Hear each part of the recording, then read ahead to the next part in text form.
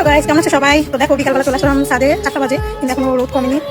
আমি এক সপ্তাহ আগে পুঁই শাক বিচি লাগাইছিলাম ছাদে কিছু, তো ওইটাই দেখতে আসলাম যে গাছগুলো আদৌ হয়েছে কিনা। দেখো আমার পুঁই শাক বিচি যে লাগাইছিলাম, দেখো গাছগুলো অলরেডি হয়ে গেছে, এই যে গাছ। তো দেখো এটার ভিতরে কিছু লাগাইছিলাম, এই যে এখানে হয়েছে, তারপর এটাতে হয়েছে, কিন্তু বেশি পানি দেওয়ার কারণে মরে গেছে এটা। দেখো গাইস, এটাতে হয়েছে, এই যে ছোট ছোট হয়েছে।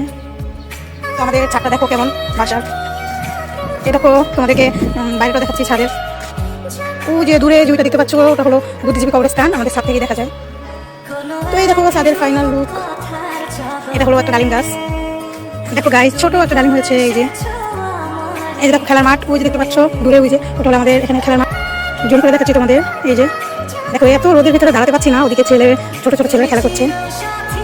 তো বলো, আমার পুঁই শাকগুলো যখন বড় হবে অবশ্যই তোমাদের সাথে ভিডিও শেয়ার করবো। টাটা, বাই বাই, সবাই ভালো থেকো।